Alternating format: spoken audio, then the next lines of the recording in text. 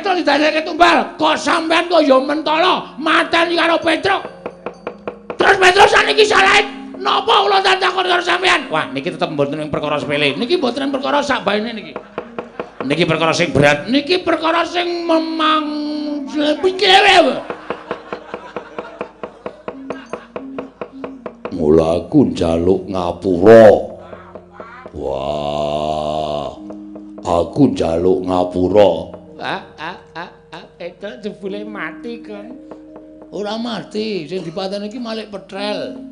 Ning Petro sing asli urung ketok. Terus Petro nanti. Ora ngerti. Kaya penak wae to kowe. Aku ora ngerti iki njur kepenak wae iki. Goleki. Gah. Tendang kowe. Kok tendang genti? Remuk aku ya.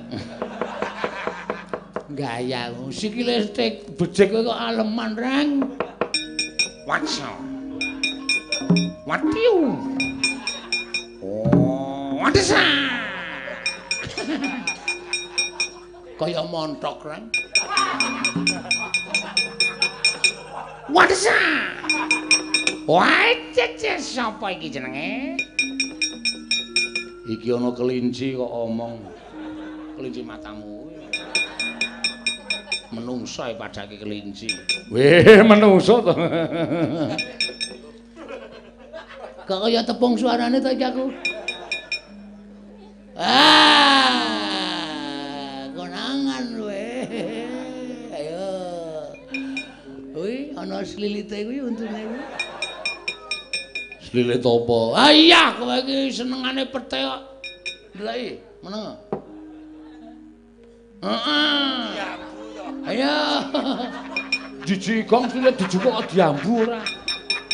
Kowe slilit dijupuk kok diambu. Anggo ngetarani sapa? Wis rasa dadak gelo. Rasa dadak perang aku ora tro kowe. Petro to? Petro sapa? Aku Joko Lolong. Wah, gue. Putus aku Joko. Wah, ajar lho kowe. Petro to? Aja ngawur-gawur. Aku Joko Lolong. Aku sing ngomong Petro. Petro tekan mati, aku ora trimo. Mula Prabu Duryudana karo Raden Werkudara oyak ndadi tekan kula.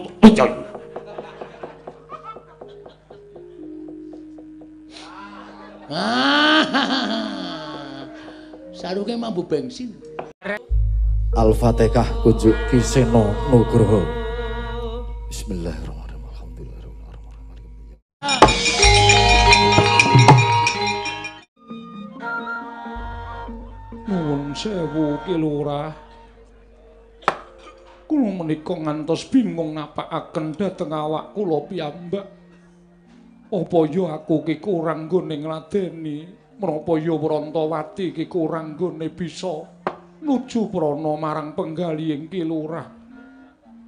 Wis wonten 7 dinten niki jenengan boten kersa dhahar, boten kersa ngunjuk, sambate amung sirahe mumet.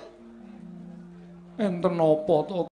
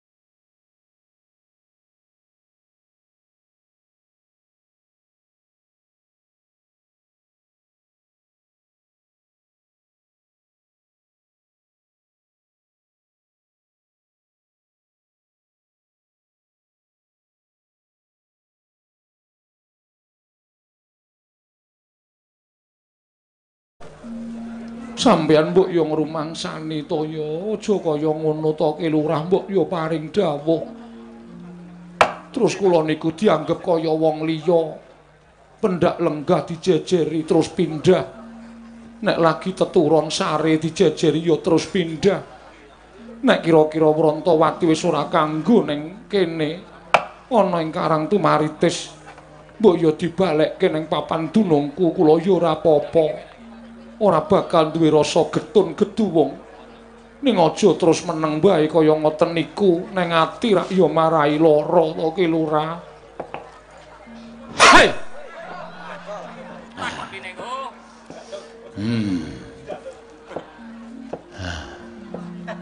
Rumangsaku dodo kok rasane sesek. Sirah nek ora tak koyok pilingane ya mumet. Yo kopine. Wonten menapa Ki Lurah keparenga kula aturi paring dawuh kaliyan kula. Menawi wonten perkawis kula aturi paring dawuh lah mbok yo ngendika kaya ngono. Aja meneng wae. Ngene ya, Bu. Bu. Kula wonten dawuh. Aku janjane iki ora nesu karo kowe. Luwih-luwih aku kok nesu karo Lengkung iki ya ora bakal kelakon to. Wong sing jeneng Lengkung ki anakku lanang siji-sijine. Omah semene pekarangan semono jembar iki sesuk sing kula wentah ya Lengkung. Nek aku duwe anak kok tak sia-sia, monggo biyen jaman kowe karo aku pengen banget duwe anak. Bareng duwe anak kok tak sia-sia iki terus aku wong tuwa sing piye coba? Ora ngaten. Lah iya. Mula kowe ora usah bingung. Ora usah rumangsa tak nengke utawa rumangsa tak jutak kuwi ora. Lengkung ya ora usah bingung. Ora nek bapak sengit karo anak lanang, luwih-luwih aku sengit karo kowe, Bu. Kok yo aneh-aneh ming biasane nek nyeluk Bu ngono wae biasa kok saiki dicengkok barang. Ha seniman e. Aku iki wong budaya e. Dadi nek ngomong-ngomong mesti tak cengkok. Inggih. Lah. Iki ana wektu sing mirunggan, aku tak crita karo kowe ya, Bu. Inggih, janjane nang apa coba? Aku ki ora gagas kulawarga, ora. Gagas kowe ya ora. Gagas anakku Lengkung ya ora, malah janjane aku ki nek ora mangan kae ya pingin banget mangan. Wong kowe ki nek jeneng olah-olah wah luar biasa. Petruk ki bejo-bejane wong lanang. Ing atase aku ki ming derajate ngaceplik, ing atase aku ki ming ponokawan, aku ki ming kawula, duk nalika semana nampa triman. Saka negara Ndrawati, dilala kok ya dijodokke. Wrantawati dadi bojone Petruk. Wah, ayo sing lanang kaya glugu wutuan, sing wedok ayune kaya ngono, mula ora aneh. Dek jaman bar dadi manten kae, wah, gedheke do jebol. Dibolongi tangga Teparo Ardawara piye polahe Petruk. Ning ora apa-apa. Inggih. Hah, kowe tak critani. Janjane aku meneng wae iki ora mikir kulawarga kok, Bu. Ning kowe tak kandhani aja kaget. Mergo lelakon iki nek tak pikir-pikir kok gawe pingget atine Petruk, gawe kuwatir rasane Petruk. Lelakon apa ki Lurah? Dek malam Selasa kliwon ka aku ora turu ngomah to. Inggih mboten. Lah tindak pundi? Aku sesire. Teng pundi? Parangkusuma. Aku turu ning Gir Segara. Niatku golek wangsit utawa laku prihatin tapa brata. Lah kok makler. Ora nganti dela nggonku kelekaran ning pinggir segara, angine sembribit kok makler. Wah, lekku turu ketok angler banget ya. Inggih. Terus nalika semana kuwi aku ngimpi. Jroning impen kuwi aku weruh apa jenenge omah iki kok kebanjiran. Mongko omah iki rak dataran tinggi. Inggih. Banyu gedhe mbuh saka ndi parane, banjir bandang tanpa sangkan tanpa paran nganti omah iki jebol. Lah kok sing gumun jroning impen iki kok sik keli iki meng aku. Kowe karo Lengkung ki blas ora kena banyu. Ora kesempyok ing banyu gedhe. Gragap, grayah bingung aku. tangi gregah ning pinggir segara, kloso tak lempit mlebu warung. Nggih. Apa Wedang? Nggih. Nggon nentremke atiku. Wit saka kuwi atiku tak nam-nam dhewe tak pikir-pikir dhewe jane impen iki apa maknane, apa werdine. Monggo jarene wong tuwa padha ngendikake impen ki nek impen banjir ki elek. Luwih-luwih nek nganti ana sing katut banjir, kowe biasane impen kuwi menehi sasmita yen to wong sing katut banjir mau bakal cepak patine. Nah mula kalodhangan iki aku njaluk pamit ya Prantawati karo kowe Lengkung. Wong ki arep parane nendine to? Tur Petra ki umure ya wis pirang-pirang abad suwene. Wis pirang-pirang abad aku urip ana ing alam padang. Aku duwe kulawarga, duwe anak, kuwi seneng atiku mergo bakal ana sing nyambung sejarahe Petra. Ya to Lengkung? Inggih, Bapa. Mula sadurunge mengko apa-apa dumadi marang aku, sadurunge mengko ana perkara utawa ana masalah utawa ana apa wae sing dumadi kalawan aku sing nganti gondol nyawane Petruk, aku tak pamitan karo kowe. Lha mbok sampun ngendika mekaten. Oh menjenengan tansih meger-meger kados mekaten. Weh sing jeneng mati ku ora pilih nggon. Ana sing lagi nyambut gawe dipadakan tekaning pati. Ana sing wingi jagongan saiki mati ana. Ana sing wingi bal-balan saiki mati ana. Ana sing wingi badminton saiki mati ana. Dadi mati iki manut pirsaning Gusti-Gusti iki ngedhep saklar pirang-pirang. Jenenge iki. Dadi nek slancine mati, Gusti kari mejet saklar ceklik wong sing nang alam donya klekek modar. Wis ora iso bakal polah. Mula kanthi sasmita kuwi aku njaluk pamit. Lengkung wonten maring dawuh Rama. Sawah Tegal kae dopeni sing tenanan. Inggih. Kendaraane bapak ki arep men Yamaha 75. Ning open ana kae cikal bakal bapakmu iso tuku kendaraan. Inggih, Bapa. Nek ditinggal wong tuwa ki sawah Tegal ya aja didol ya, Le. Mboten. Nek iso malah nambah ana nuku tuku dijembarke Tegal karo sawahe. Lha raca-raca saiki anggere ana bocah ditinggal wong tuwa, mongko nalika uripe kepama wong tuane duwe wong tuane sugih, bareng wong tuane ora ana, rumangsane terus apa-apa kudu ana terus sawah Tegale bapakne do didoli kuwi akeh. Inggih. Mula aja ditiru. Nek iso tinggalane wong tuwa ki dirumat, nek iso digedhekke utawa ditambahi. Ya. Rama, kula mboten saged gesang menawi mboten kaliyan jengandika Kanjeng Rama. Rama sampun pejah Bapa. Wis to, rasa tok tangisi. Prantawati wonten paring dawuh. Usapen waspamu. Usapen tumetesing lohmu. Sing jeneng wong manunggal kuwi ora bakal sak teruse utawa langgeng ning mesti mangsa kalane kudu pisah. Aku nek ana lupute jaluk kapura ya. Prantawati. Ora sempun ngendika mekaten. Aku wis ikhlas kok, aku ora apa-apa. Aku wis ikhlas wong aku urip ya wis wareg mangan gempalaning jagat, legi asining kahanan. Mula nek nganti ana apa-apa ning dumadi karo uripku, jumbo karo sasmita impen kuwi aku ora apa-apa, sumpah.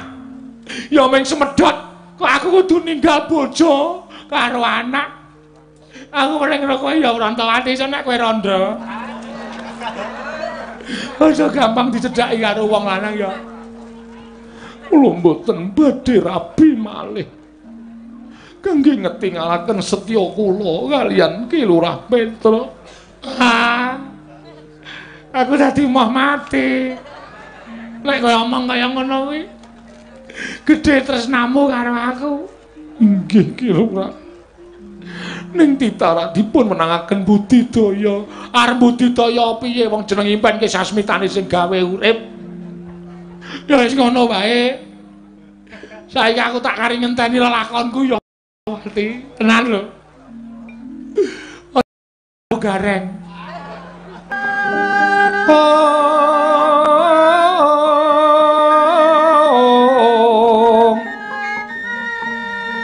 Tuda tanpa karya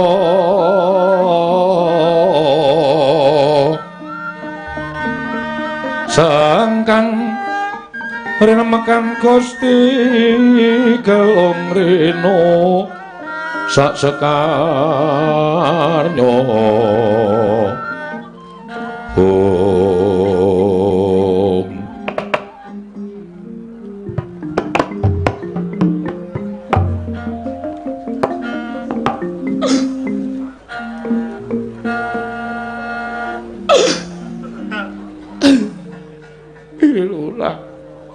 sampun nilar dhateng kula. Ha iki lek kene iki sing warai keserat-serat. Sing warai aku ngrasake abot iki kene iki. Kok dadi aku entuk sasmita kaya ngono ya, Brantawati. Kowe mau kramas ora to? Inggih Ki Lurah. Ambune kaya cem-cemen. Mbok menawi namung dereng kula jungkati. Kersanipun menapa Ki Lurah kok lajeng rangkul dhateng kula? Menapa saderengipun seda ngersakaken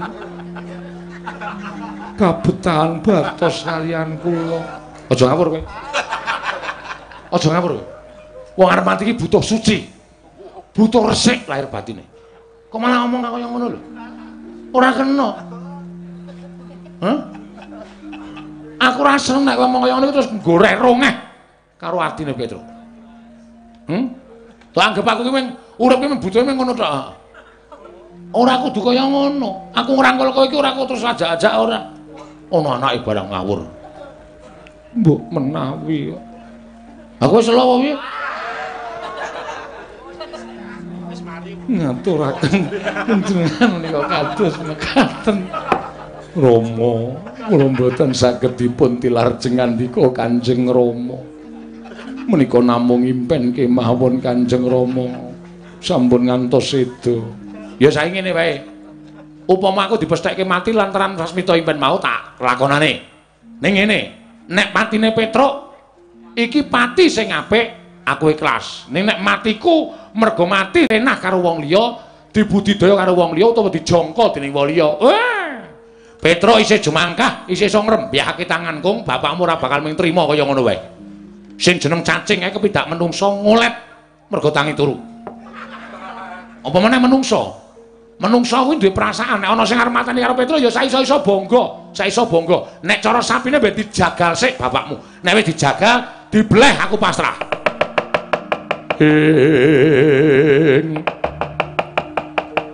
Rekat lampahing rata tanpa antara prateng sukuning argeram kang tumingal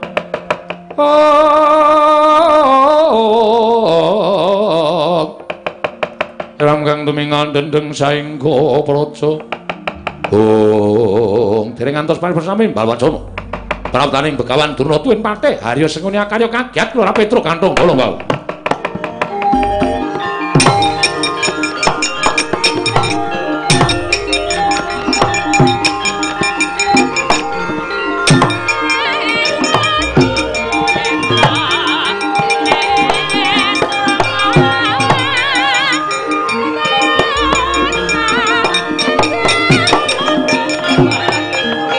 Durna panalingane lumajaring ratri pinenggak jangkanira kapisanan mboten pangling Peremban Durna ingkang rawuh. Oh iya Petruk, aku sing prapta ning paman kene. Iki omahmu Petruk? Nggih. Oh ya wis memper karo wujudanmu. Kowe wong kere gedibal 17 wong elek nyala mripat kowe ponokawan iki ming batur, kowe iki ming wong ora duwe. Mula omahe ya sarwa kaya ngene iki wis trep wis pantes. Nggih mun saontene Mbah. Mula saontene ngenten iki kula wis seneng, kula wis bahagia. Mboten lajeng angkah sing dhuwur-dhuwur. Lah niki malah kula nyuwun priksa, simbah rawuh mriki niku keparenge pripun? Oh, ngene ya Petruk. Aku prapta nang kene kuwi wigati ingkang saknyata mung kepengin ngandhakake. Nggih. Ngandhakake yen to negara Ngastina kuwi ketaman pegebluk Petruk. Oh, ketaman pegebluk. Iya. Terus akeh wong sing esuk lara sore tekaning pati, sore lara esuk ketiwasan. Nalika semana aku ngatas kelawan dewa. Jebul tinemune ana syarat-syaratane supaya negara Ngastina bisa waluya nirmala temah jati, jati temah mulya. Syarat-syaratane napa? Sarasrane oleh kejaba liya mung yen to Ngastina kuwi ditumbali nganggo bebantening menungsa. Lho. Tumbali nganggo bantening menungsa. Iya Petruk. Aku sing dadi saksi kudu nganggo tumbal menungsa. Terus tumbale sinten merban? Ah, kowe tak kandhani ya kowe aja kaget. Lan takon nang papan kene iki wigati bakal mbondo tanganmu ngrincung sikilmu. Ya wis kelakon kowe tak gon Nagara Ngastina. Jumbuh karo dawing-dawing kang tak tampa yen to wadal tumbal Nagara Ngastina bisane waliya Nirmala Tumajati mau. Ora liya mung kejaba kowe Petruk, mula kowe manuta tak bondo tekan Ngastina, kowe bakal tak dadekke tumbal dienggo nambani kahanan Nagara Ngastina para kan Petruk.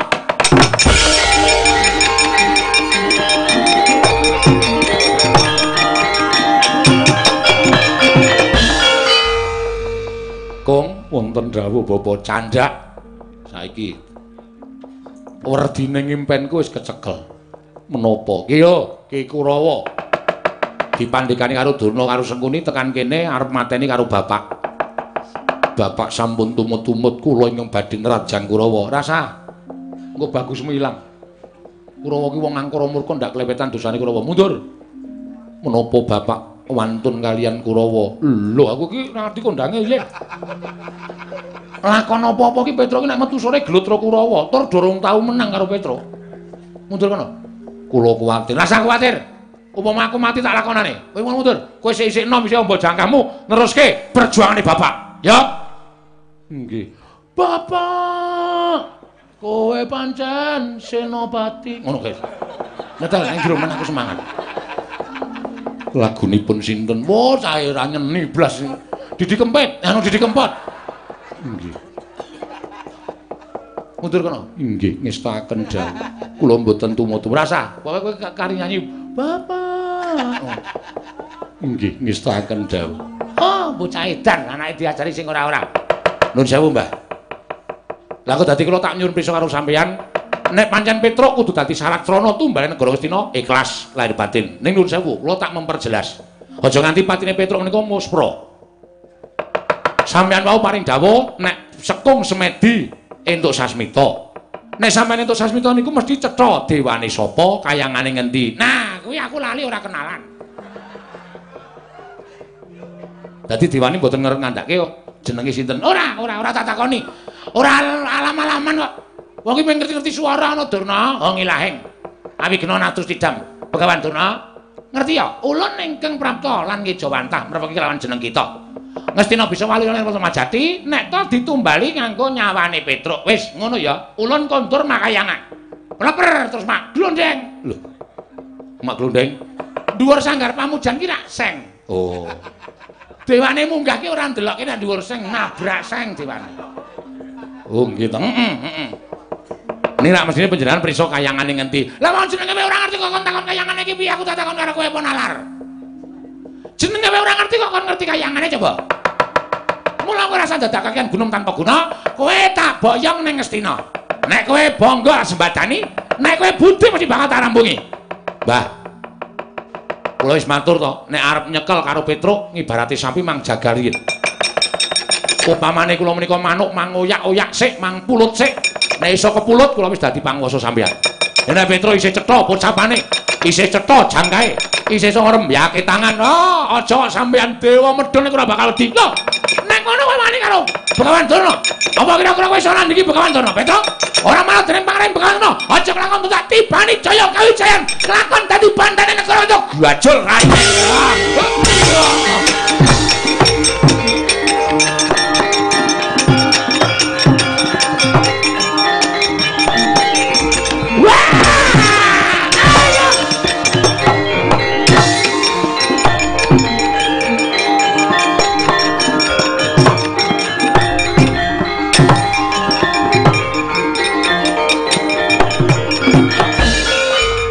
Wis omong karo sampeyan to.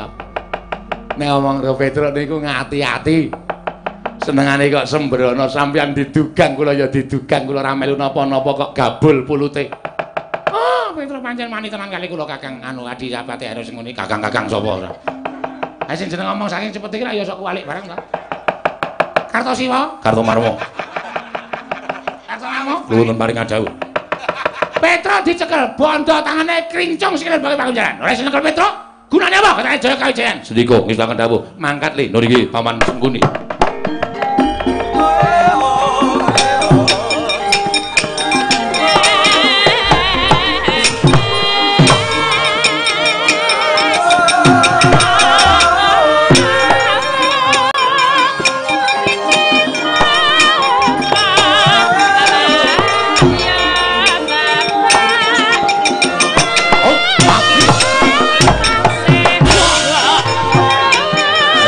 Ora manut.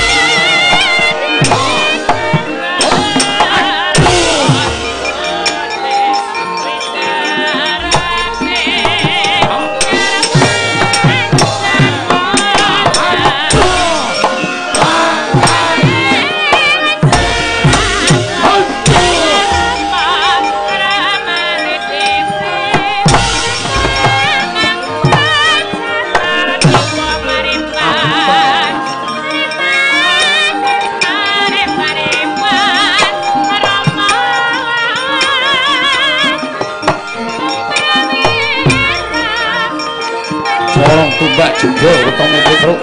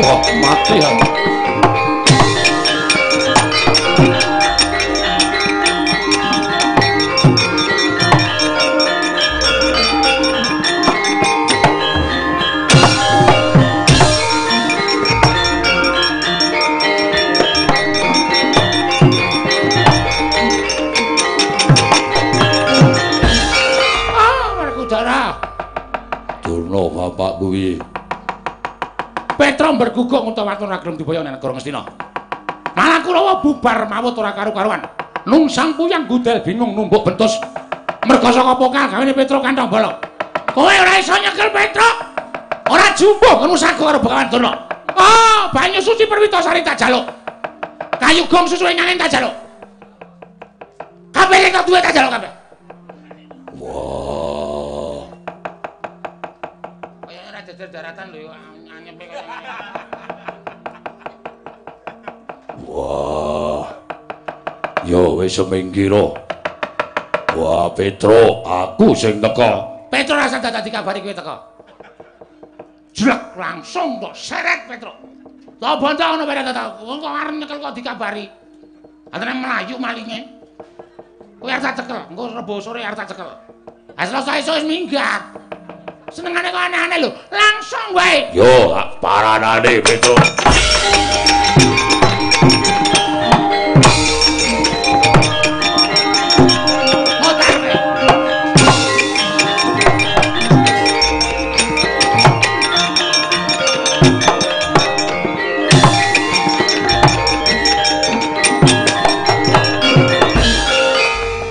Ngaturke bekti kula kunjuk, Den. Yo, Petro tak tampa. Enten apa? Kok sampean sakniki ngrombong Kurawa napa? Ora. Lah kok sering mriko? Monggo kula nek bar gelut kali Kurawa, kok sampean mak jedul nih. Oh, dadi anggotane Kurawa. Ora, Petro, kowe tak kandhani nggih. Aku diseroyo karo Durna bapakku. Supaya kon perpegi karo kowe. Terus Aku kon nyekel kowe. maksudnya? Aku tak didhawuhi supaya mbodo tanganmu ngrincung sikilmu. Kowe tak sowanke nang negara Ngastina, Petro. Aku njaluk ngapura. Yen to anggap aku kleru ning iki dawuhe Durna bapakku, guruku kudu tak istahake. Mula aku kudu mentolo mbondo karo kowe, Petro. Aku njaluk ngapura.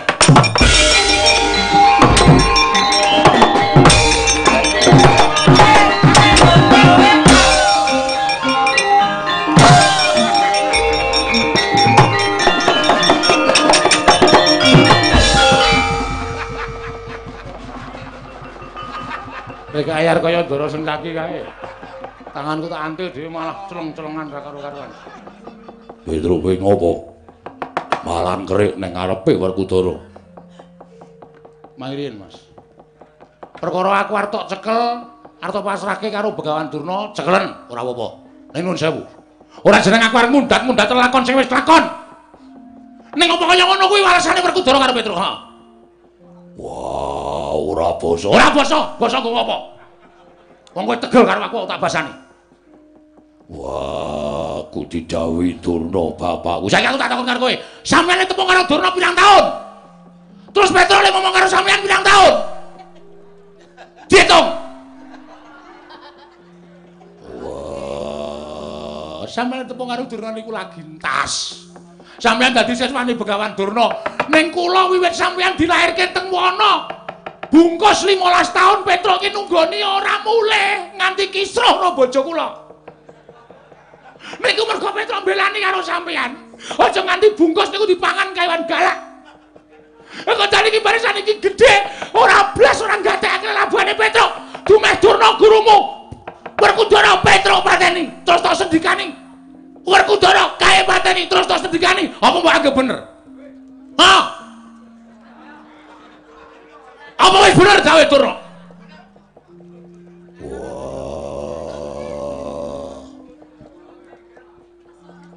Aku ora bisa selak. Kudune sampean duwe alasan. Kudune sampean duwe alasan. Iso matur karo Begawan Durna. Petro kae sapa? Petro ki piye? Petro ki kaya ngono, Petro ki kaya ngene. Ngono kuwi diceritake. Ora kok apa-apa dinut apa-apa dinut. Amun sampean niku rumangsa sampean sing ngekaki ilmu kabeh Durna. Heeh. Sing ngekaki kabeh Durna. Sampean ngerti mboten? Sing ngekaki ilmu apus-apus ning pasar sapa? Iki iso urip ning di papan, mergo gelem ngapusi. Ngapusi demi kebaikan ora masalah. Nggo apik apa? Nggo weteng. Weteng nek ngele ngerkoso. Petro. Nun. Wong arep mati ya omongane dreming. Dreming dengkulmu mlocot kuwi. Iki ora ndemleng iki serius. Wose kowe gelem tak bondo apa ora? Petro menungso iki, Den. Arep sampean mun tegel kali kula termo nek mang bondo. Kula mau nek dibondo. Ora gelem tak bondo tak rudo paripaksa apa kowe wani karo Werkudara? Pun sakniki tak jajali. Kira-kira nek Petro musuh Werkudara niku menang sapa? Yo dijajali. Wah, edian Ora edan serius iki. Arep awake gedhe kowe, ning kowe gedhe glombior. Petro cilik-cilik kenceng. Gedhe kae nek men glombior apa? Apa arep didratke ngono ya ra iso. Cilik iki nek kenceng wah. Yes. Ora peduli pokoke. Wah, Ora apa-apa. Sampeyan apa kula sing tekani mati? Tidak modal. Wis nek ora mlayu cilaka iki.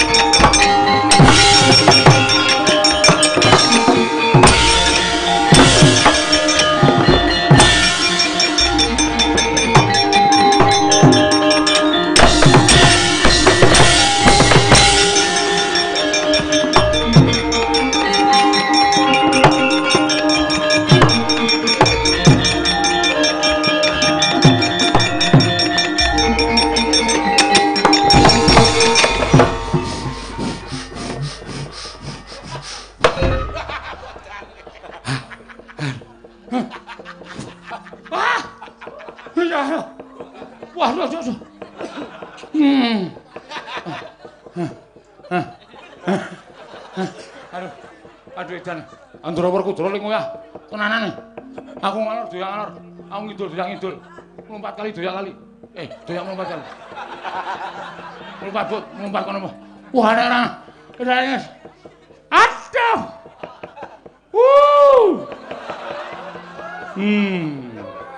Ajana sama-sama. Sare.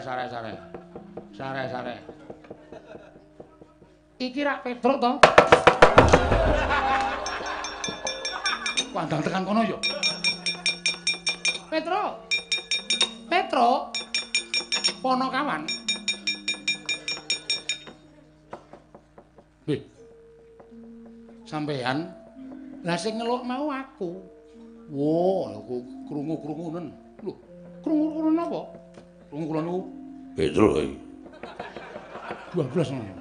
Sampeyan ngendika ora nganggo kanu to, apa jenenge iki? Ora nganggo napa? Sound control. Kengebasen suarane. Mesti lho iki anggere ketemu aku mesti kaya ngono kuwi. Ayo kaya kanca. Ora musik. Kowe kok teko-teko nglikar ki ngopo? Ah, malah kepasang Yogya katujuh ngene to.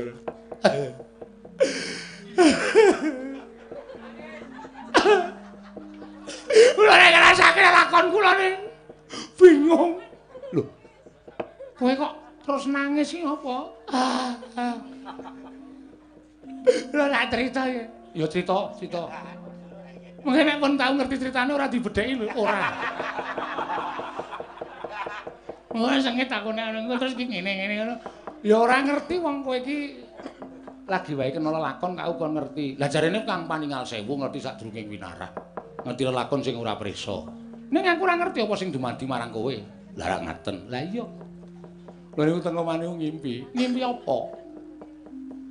Ngimpi nek omah kula niku banjir, mongko sing keli ming kula tok. Ngono kuwi to? Nggih.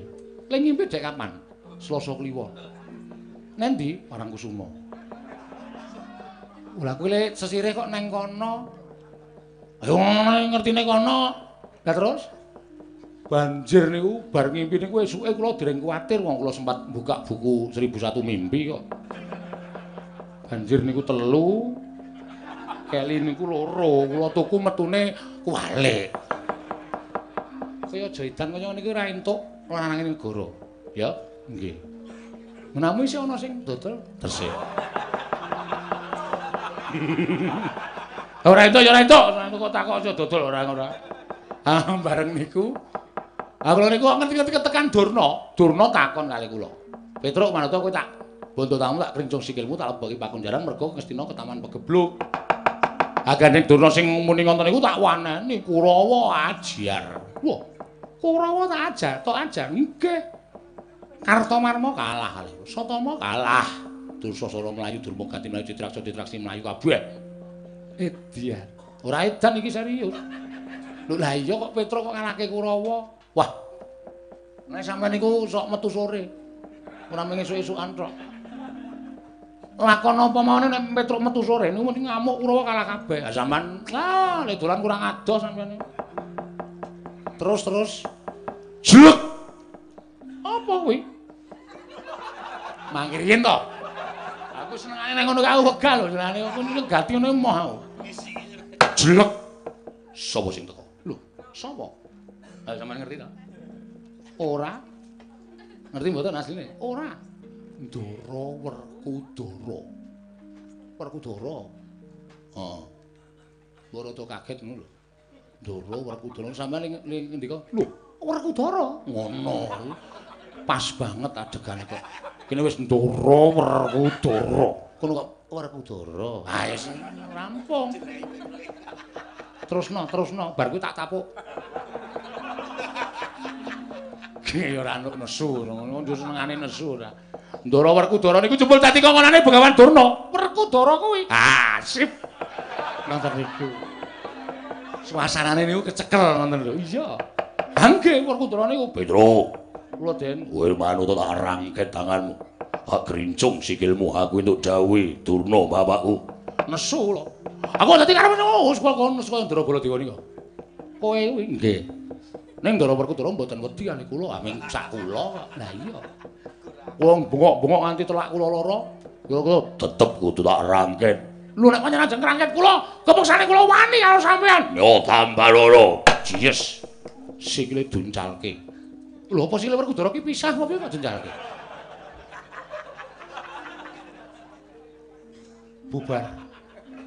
Bubar. Moh aku omong karo sampean. Lara ning ati. Sikile duncalke maksude ngono lho. Mlumpat. Angke. Mlumpat niku karo nendang kula. Lah tembunge iki ora ngawur. Sing jeneng sikil duncalke karo nendang ki beda. Mula penemune wong sing nampa swaramu mau, sikile duncalke apa sikil kiwa tengene pisah rak ngono to kuwi. Nendang. Ndara Kudara nendang. Terus kula mlayu. Mlayu ngalor tutke mlayu. Mlayu ngidul tutke ngidul, mlayu ngetan tutke ngetan. Doyak to. Lah nggih. Nek kowe ngalor Werkudara ngidul iki jenenge pisah. Werkudara ya ngalor nggih, ngoyak to. Wis ket mau aku omong doyak. Wis ket mau kula niku omone kula niku doyak Ndara Werkudara. Oh lah. Apa? Arep ngopo? Kok njur ngene iki arep ngopo? Kuwi upama padha karo aku ngono. Padha-padha lekere ngono wis tak. Adi slatak. Nggih. Ngaten niku.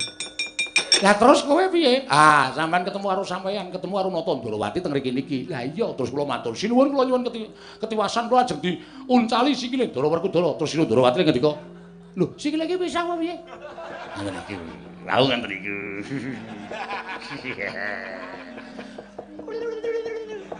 Ora guyu.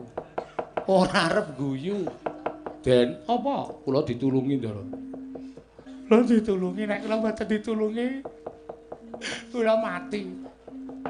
Petro, Nun, aku tekan kene iki ya duwe kewajiban. Kewajibanipun?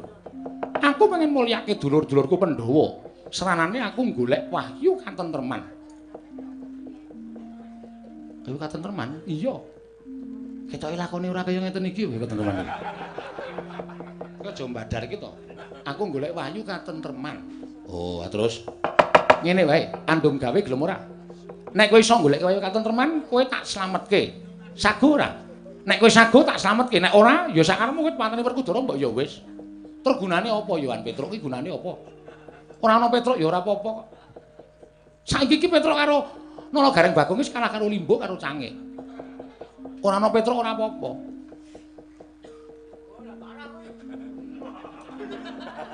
Sopo kae Petruk? Ah nika sing urun. Piye? Nika sing urun. Anane wayangan iki nika sing do urun nika mulane dijerke mboten napa-napa. Sakarepe mawon. Sago ora? Nah, gitu. Sago ora? Ha krungu ora wis diwangsuli kok sago ning ngono kok. Aku butuh suaramu. Wah niki suarane rakyat terbanyak kok. Ora ngono kuwi. Ka ora ngono kuwi. Kok njur semprung lunga ora nyenengke senengane. Nek sago petelmu ndi? Niki. Aja kaget ya kowe. Tak gaweke saka petelmu. Nggih. Niku aja kaget. Ora apa-apa to? Ora apa-apa. Ya mboten apa-apa. Tenan, tenan. Meneng wae Petruk, nggih.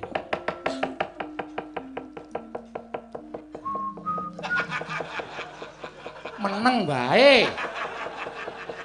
Lah kalau ora omong ming sing sok. Iki aku lagi arep nyipta petelmu, aku ki arep topo broto arep semedi. Ora rak ngaten ayo.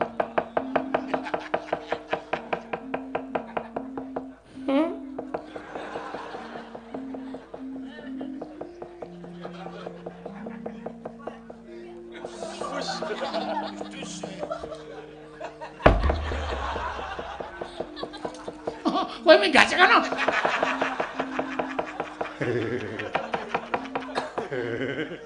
Ayo wong weteng niku ora iso dijomo niku matus wonten kok ya. Edian. Kowe iki mangan apa ya, Petro? Ora umum.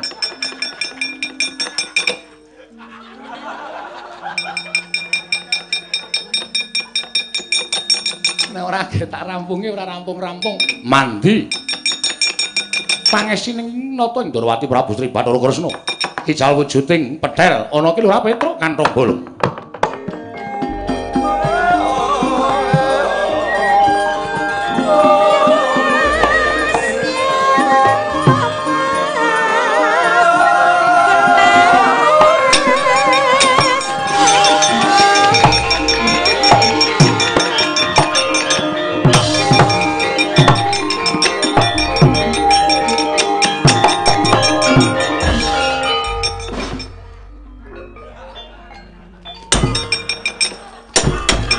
Petro kok sik to?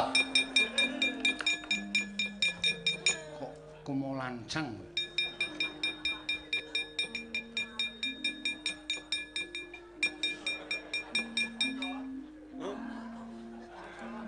Iki niki. Kowe tak kandhani kuwi gaweanku. Maksude kowe golek wahyu, nggih. Gaweanmu kuwi men digawa ning Ngastina. Mengko nek dipateni rak ming wujud petel. Oh. Masalahe apa? Nek nganti bali nang omah.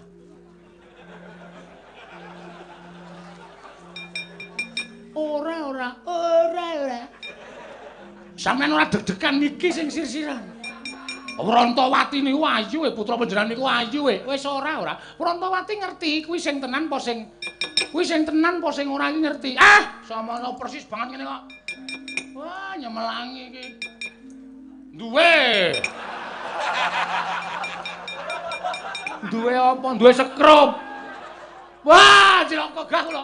Wis to nek ana apa-apa sing tanggung jawab aku. Wah, gal. Wah, mau. Wah. Wis ora gang. Wah, pek kono e. Cilaka.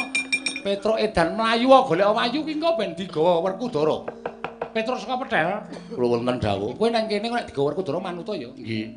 Aja bali nang omahe Petro. Mboten. Oh, antem ndasmu. Sliwe ora kira-kira. Wah, ngene ketok kok nang omah kok gake petel ndasmu. Ora guyon iki ora tengar-tengir. Waduh, aku sok aneh-aneh. Ora aneh-aneh, gelem slamet ora. Gelem ning tanane ora kaya ngene iki. Ngerti mah ora? Ngertos ki Lurah. Wih, wah ngene mampir kita ngono. Siar.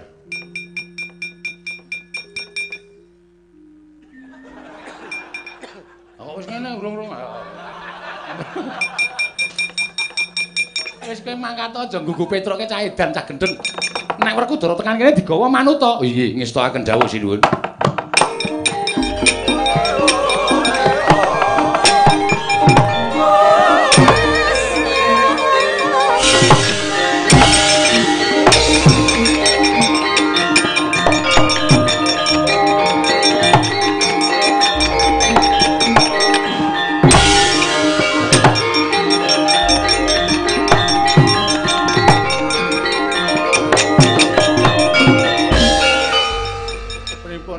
Ndara dadak mlayu.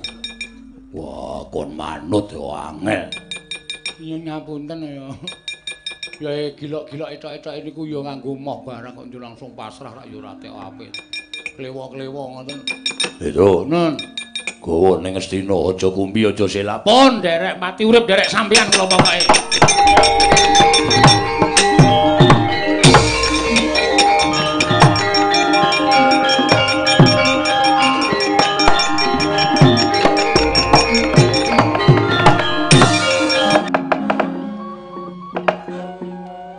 Oh, Mastunama sidam karing bawana langgeng. Mbuya pangling iki kaya Petruk ingkang sowan. Inggih, Pukulun. Sewu-sewu kalepatanipun ing abdi tadhah wadana, Pukulun. Nyaya Petruk ora dadi ngopo. Ana wigati apa dene kita sowan ngabiyantara ning ngarsa ulun. Ingin sepisan ngaturaken sembah pangabekti kula kunjuk ngersanipun Iwang Pikulun padha winenang angka kalih. Wale-wale menapa ngantos kula kedarang-darang sowan ngersanipun Pukulun menika estunipun wonten sambung rapetipun kaliyan gesang kula Pukulun. Mboten nganti kanyono-nyono lah kok Kurawa niku mbutuhke pati uripe Petruk. Jaran ngendikanipun Begawan Tuna, negari Ngastina menika ketaman pegebluk saged waluya nirmala temah jati, jati temah mulya yen ditumbali nganggo kuwandaning Petruk. Lah mila kula ya emoh nek kon mati dadi tumbal niku lho mboten gelem upama kula menika dipun utawa kula menika wis entek umure kudu tekaning pati niku ya mati sing apik, mboten kok dienggo tumbal niku ampun. Iya, Panakawan. Ha, tumuli kula mlajar dipun bujung Ndara Werkudara. Pinanggih sinuwun Ndarawati, sinuwun Ndarawati paring dawuh kaliyan Petruk. Petruk kowe tak tulungi. Ning gandeng dewa iki bakal matedhake kanugrahan ya kuwi wahyu katentreman. Mula kowe tak tulungi, kowe slamet, aku tak gawe wewujudan Petruk saka pethelmu. Men Petruk sing saka pethel mau digawa dening para Kurawa. Wondene kowe mlayu, ning jroning kowe mlayu, aku njaluk ijol. Kresna paring dawuh mengkono, nggih, kalawan kita, nggih. Ijol golekna wahyu katentreman, merga kuwi dibutuhke dening para Pandhawa. Ha. Tumuli kula mlajar tebih mboten pikantuk petunjuk. Angel le basa iki suwe-suwe to. Saking Mbah Gogel Petruk aja sembrono. Nggih, teng alas kula niku gresula. Ha wong jeneng arep nyelametke nyawa ya apa-apa disaguhi ning jane aku ora dong arep kepiye. Terus tumuruning Begawan Salantara Gandharwa Raja Bali ki Gandharwa Maya. Bapak kula, Jim Gandharwa Maya. Nggih, paring dawuh kalih kula, ora usah kuwatir Petruk tak gertak saka kene sowana Sang Asih Prana. Lah niki kok sik wonten ming sik prana tok. Asih teng pundi? Petruk Asih Prana kuwi ulun. Nggih, nggih. Sowan Iwang Pulun padha wenang kula nyuwun pituduh. Supados samangke saged kula nampi payu katentreman kinarya liru anggen Sinuwun Ndarawati sampun nylametaken gesangipun Petruk. Petruk, kita bakal ulun paringi gendhaga isi wahyu katentreman. Angka sepisan, dini angka 2. Kita mudhun ning jagat aja wujud kaya mengkono nanging bakal ulun dandani wujud sawijining satriya gagah. Oh nggih. Nganggo jeneng Jaka Lelana. Mbok Jaka Suwita mawon. Jaka Lelana Petruk. Oh nggih. Terus sawise ngono kita jumujuga ning negara Ngastina. Kita matur kelawan Ratu Ngastina yen to kita kuwi ingkang momong Petruk, yen Petruk disikara ning Ngastina kita ora trima. Oh ngoten. Iya. Sawise kita ngamuk ana ing Ngastina, gendhaga mau paringna utawa caosna marang Nata Ndarawati isi wahyu katentreman para kawan. Ana 3 perkara kewajiban ingkang kudu kita rampungi. Kira-kira kita sagu apa ora Petruk? Wah, sanget sagah, Pukulun, sanget sagah. Sarating pandam sumala madangi jroning pasaryan ngenangi wadana katon remuremu kalingan ngangrengeng sang tiamanan kung sumungkem guling yen to pancen mengkono mara kita nderek kelawan ulun dandani sawise kaya mengkono kita mengko ulun paringi gendhaga isi wahyu katentreman lan tumedhak ning negara Ngastina. Oh nggih, ngestaken dawuh Bu Kulun. Ayo Petruk, monggo Bu Kulun kula dherekaken.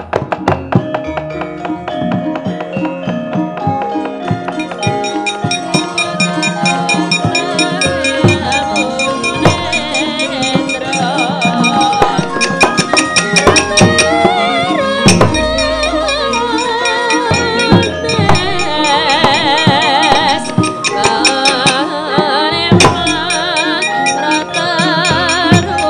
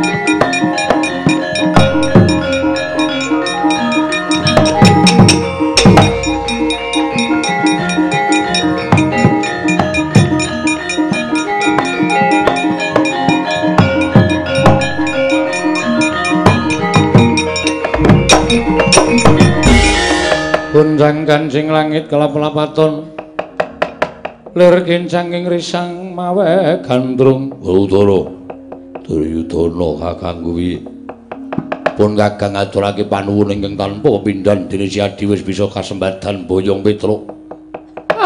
Petruk wis ora bakal bisa urip. Ya monggo labet karo negara Ngastina iki mau. Nganti kowe iso gawe padhang karo negara Ngastina. Jenengmu bakal tak tulis ana ing pundi kakang?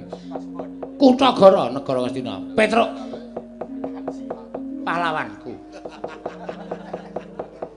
Senengane kok ming bombong karo wong. Lho niku tenan kok niku nyata. Nggih. Mula Petruk aja tak gondeli uripmu ya. Dina samengko kowe bakal diseksekake dening para priyagung lan Nayaka Punggawa kang padha rawuh ana ing Datulya negara Ngastina. Anak Prabu Duryudana dhewe bakal kawasa nugel janggamu. Oh sik. Durna bapakku. Duryudana kakangku senggune bapakku. Aku wis matur yen aku saguh boyong ning perkara aku kudu weruh padine Petruk. Aku ora mentolo. Aku njaluk pamit luwih dhisik metu saka Datulaya. Kangger menawi Werkudara mboten mentala. Amargi Werkudara menika sampun nganggep Petruk menika keluarganipun piyambak. Ning sami mboten prisa nek Petruk menika dadi pancatan ringking para Pandhawa. Kendhawu nggih.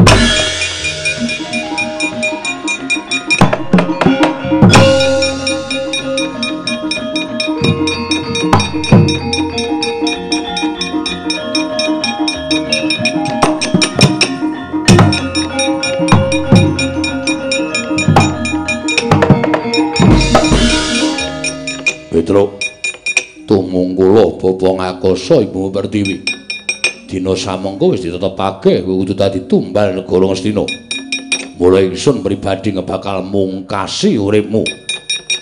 Sabet pedhang janggamu aja sambat mesti bakal tekaning pati. Yata laruta saking kutha sang Kurakula.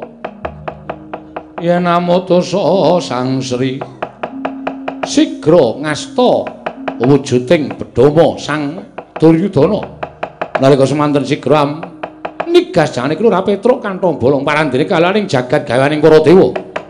Pedhang dereng tumama janggane Kelurahan Petruk sampun salin wujud kaya wingi wujud bedhel.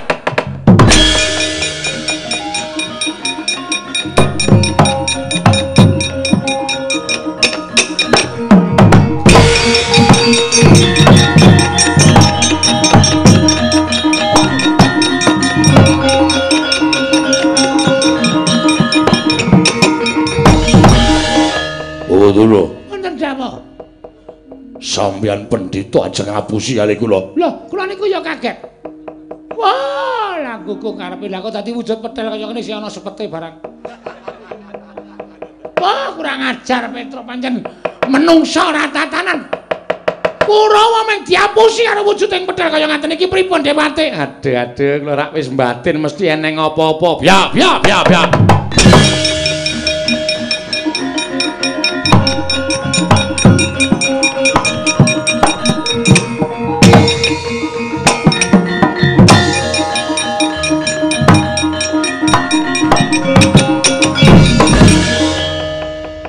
Nom-noman sapa? Yen sampeyan takon karo aku sing momong Petruk.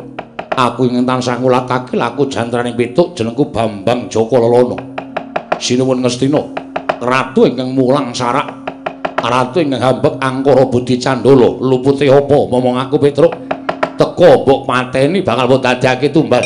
Jaka Lelana ora bakal nrimake perkara iki tak amuk negara Ngastina.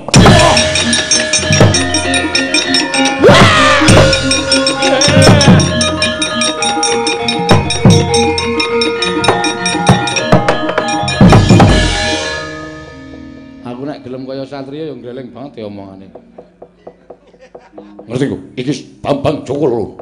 Siwung Ngastina wong kang mulang sarak. Wah ya wangen. Ndatarke dadi artis wae apa ya? Kaya iki lho. Ki pusakaku nek ora tak delikke, waduh. Sing mau mbok gawa tak sabet janggane ora wujud aku andaning Petruk nanging salah kedaden wujud petel, ora pangling petele Petruk. Wow, apa yo? Ya ora percaya takono karo wong tuamu Begawan Durna. Malah Ngastina dina iki bedah saka pokal gawene manungsa sing jeneng Jaka Lelana sing aku sing momong Petruk.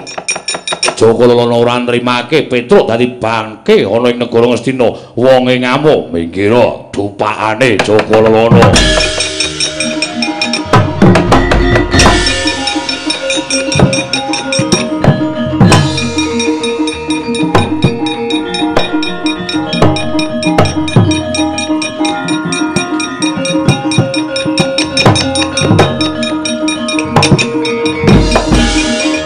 Iki sing jeneng Jaka Lelana dasar Kepranyata. Kowe sapa? Raden Werkudara. Ana hubungan apa karo Duryudana? Wah, satriya kok cangkeme. Wah, kowe Jaka Lelana dasar Kepranyata. Ayo, endi Duryudana? Tangguh gatheng sirahe cangkeme.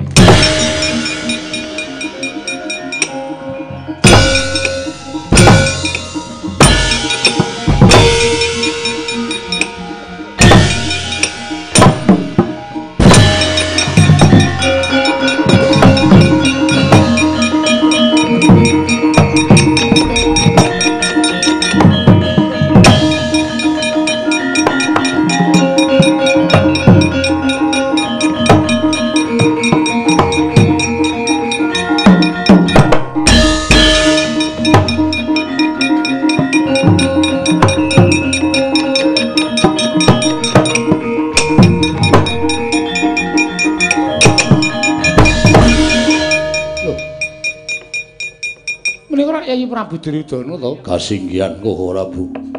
Lho kok bareng karo Werkudara? Yo. Werkudara saka Ngastina? Iya. Lah ngopo? Timbali Durna bapakku. Terus? Wah. Ayo terus piye? Didhawuhi kon boyong Petruk. Petruk kok diboyong ngopo? Ngastina ketaman pegebluk. Apa ana pegebluk tenan? Urung ngerti. Terus Petruk tok boyong? Iya. Petruk digapake ning Ngastina? Dienggo tumbal. Wah. Petruk tekan Ngastina dipateni Duryudana dadi petel. Dadi petel? Iya. Wih lah kok elok temen. Mbuh. Nyatane ngono. Koko Prabu wonten jejaka ing ngenamipun Jaka Lelana. Nem-neman ingkang gagah ngamuk wonten negari Ngastina. Ngaku menawi menika ingkang ngomong Petruk tegesipun Petruk dipun mong dening Jaka Lelana. Midhangan Petruk dados tumbal. Jaka Lelana ngamuk sak mangke Ngastina bedah dening Jaka Lelana. Lho. Ngastina bedah? Ih, kasinggihan mekaten Kresna kakangku. Aku njaluk tulung Jaka Lelana patenana. Monggo miturut kaca paisan nak lirak-lirik. Nek aku mungsuh Jaka Lelana aku kalah. Jlamprong temandan. Janaka kalah. Wah.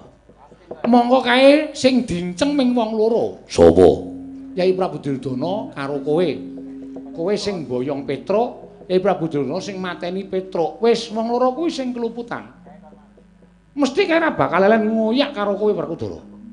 Wah, dupak ora apa-apa. Ora apa-apa lah mbok tok taman iku Pancanaka, Gada Rujak Pala, tok tamake kae ora apa-apa. Wong kae udu menungsa.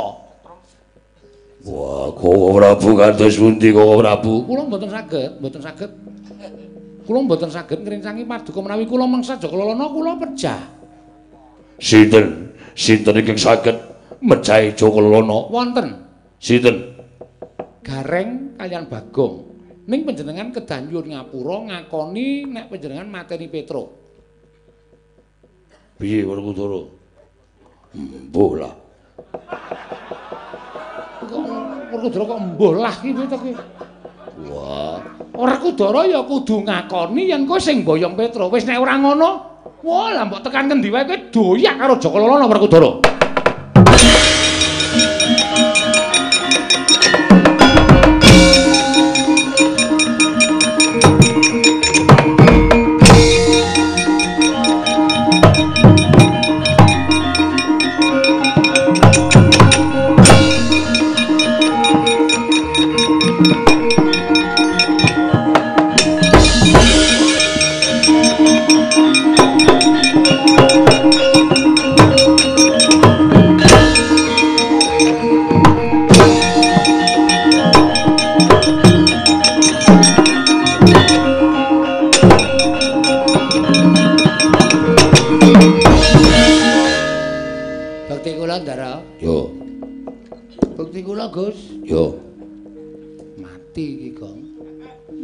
Ora ana apa-apa kok diparani Dara Werkudara iki. Mesti ade melakukan kekeliruan. Saurarane tumrap negara Ngamarta. Gareng. Kowe ngepel Jatiloyo kok nganggo sabun. Aku iki kepleset nyoh tampan ana. Yes. Kowe ta sing ngepel nganggo sabun kae? Kana ngentek. Hasanane ya kowe iki. Wah cilaka iki. Gareng. Udar. Semaur. Dalem Ndara. Bagong. Kowe barang. Wonten dawuh Den. Ndara kula, pengayoman kula. Ayah. Dadak ngrampek-ngrampek ora. Salah ya pateni kok ya. Aku ngene aku njaluk ngapura. Lho. Masalahe? Kowe ora ngerti. Bagong kowe ora ngerti. Petro ora ana mergo aku. Lho. Lah Petro nang pundi? Petro tak gawa ning Ngastina. Terus jarene Duryudana arep nggo tumbal negara Ngastina supaya pagebluk ilang. Petruk tak pateni negara Ngastina, ning Petruk ilang wujude Petruk dadi pethel. Wah. Lah terus Petruk sing asli? Aku ora ngerti. Aku ora weruh. Kok iso ora ngerti? Kok iso ora weruh?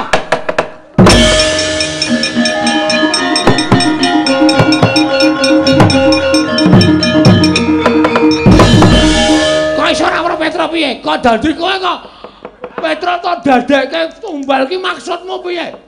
Negara kok tunggale Petruk, sampean kudu tanggung jawab perkara niki. Ora usah penake dhewe. Sampean niku bendarane Petruk. Lah kok dadi Petruk kok mang boyong, kok sampean tegel-tegele. Petruk didadekke tumbal, kok sampean kok ya mentala mateni karo Petruk. Terus Petruk saniki salah napa kula takon karo sampean? Wah, niki tetep mboten perkara sepele. Niki mboten perkara sak baene niki.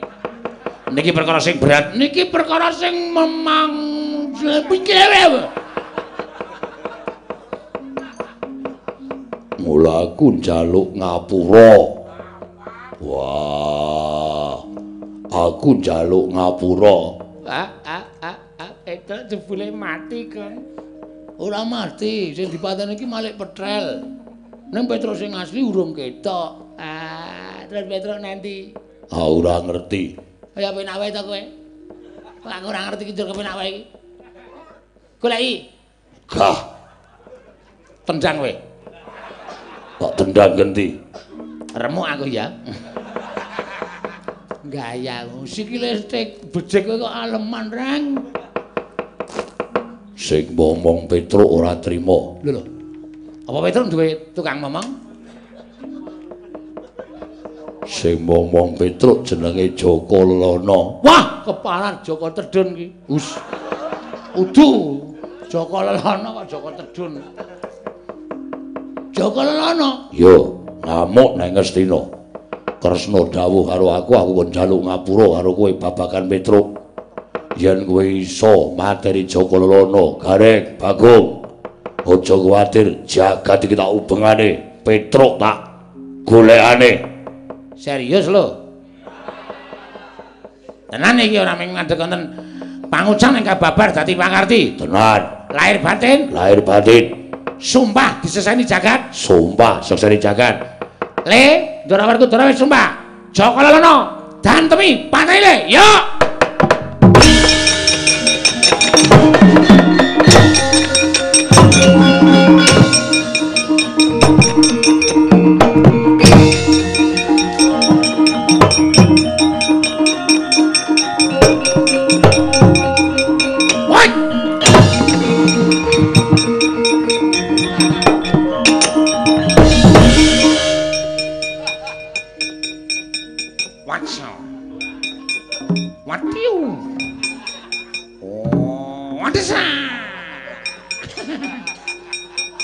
Kaya montok kan. Wadesa. Wah, cece sapa iki jenenge? Iki ana kelinci kok omong. Kelinci matamu. Menungso e padake kelinci. Weh, menungso to. Kok kaya tepung suarane to iki aku.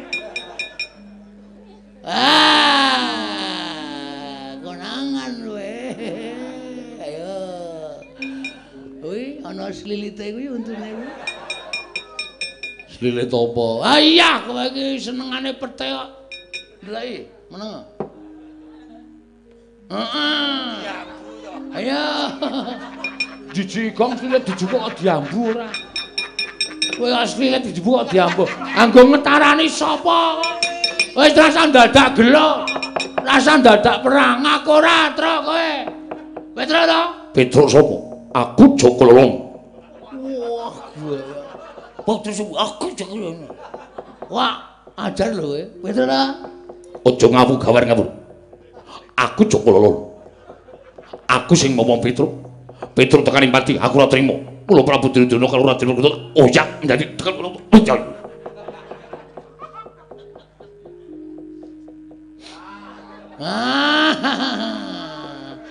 Saruke mambu bensin. Dua gelan kuno banget lho Gong kuwi, asli. Tenan kuwi aku. Aku jek cilik nang pinggir kothake bapakku senengane ngono kuwi mben. Petruk iki ketara sarunge mambu bensin. Biyen wis duar wong sing tiba saka amben barang bodho. Ngelilir. Petruk ora sembrono ta tra wis jam 4 kurang 10 lho gak wis. Ayo, ndak serat jenenge adem. Oh iya.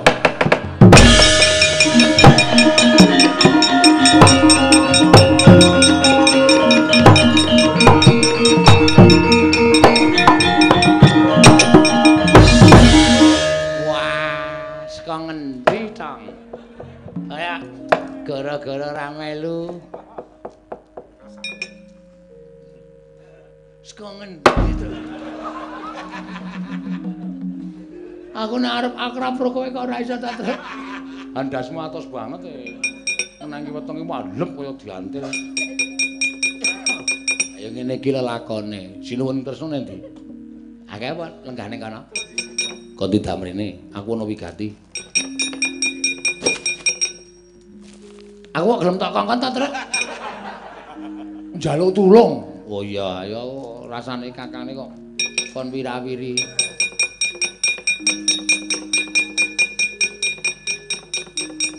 Piye Petro?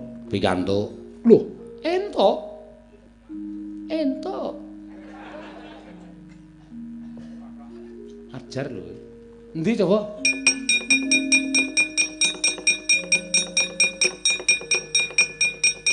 Lah, ya bener iki. Dibuka to isine marning to iki. Kok bengi iki kok ngerol to reng. Bakonge ra ndek swara emong sakku. Aku mbak kok iso gonta ganti kok aku pokoke. Tak bukake pono kawan. Nggih, dibuka Ndoro. Panjalmaning Bathari Sri Dewaning Buga kondur marang negara Ngamarta.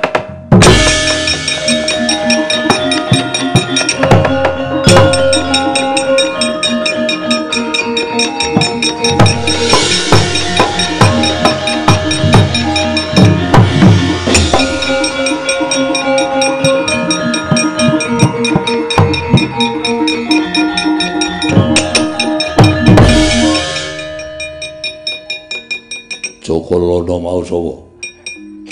Kula. Wulung gleleng. Wah, aku dicandak sikilku tok klekarke. Masalahe nendangi. Ndangi caidan. Ah sampeyan ajeng mateni kula kok.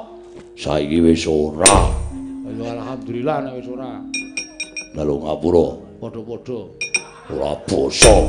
Sami-sami. Wah.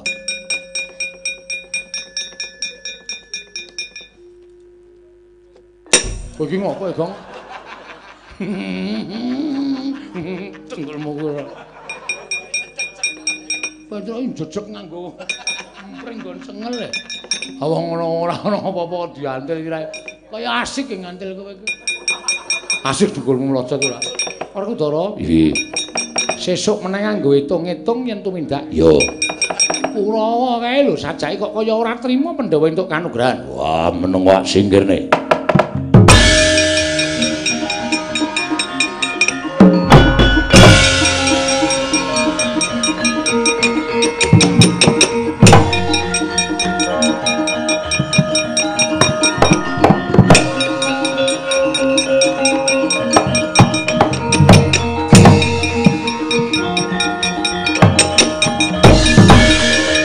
tiwas runtang runtung golek senjata pitulung dinemune sing dadi Jaka Lelana mau Petruk wong Sangestina geger mung merga dipaeka karo wujude Petruk. Wah, mula sesuk aja gawe pitenah karo Petruk. Wong nandur bakal ngunduh, wong cilik bakal ngolehake, wong utang bakal nyaur cerewet.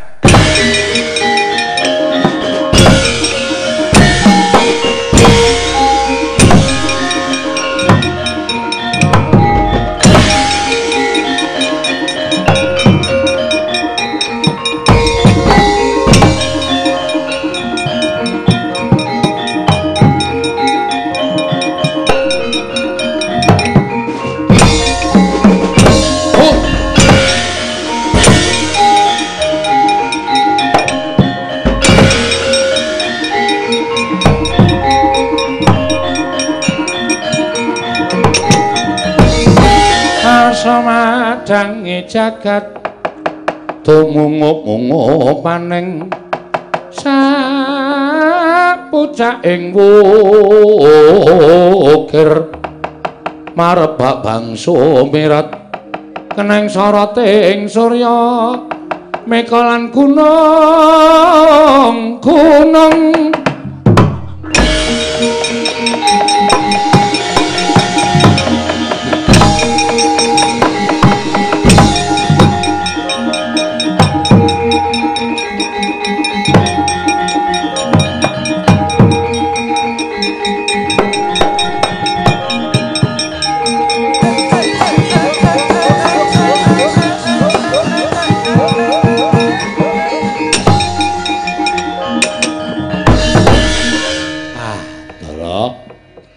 Purwa Madya Wusana sampun paripurna lancar rancak niring sambikala mugi-mugi sadaya manggya wilujeng sarana tumurun ing wayu katentreman ingkang estunipun jebul wujudipun Sang Hyang Bathari Sri ingkang kundur angemong dhateng boga wonten ing papan mriki sageta gemah ripah loh jinawi murah sandang murah boga kebaing katentreman kebaing karukunan lan ingkang langkung prayogi mugi-mugi tansah nampi barokah samudayanipun saking Gusti Akarya jagat. Yo Semar nenten lepate kula sak kanca pribadi lan minangka wakiling kanca-kanca nyuwun pangapunten jer saged kula namung kados mekaten menika menawi wonten duna dungkaping tanduk kiranging tata krami nyuwun pangapunten gandeng sampun paripurna kula sak rombongan nyuwun pamit Ndara Werkudara.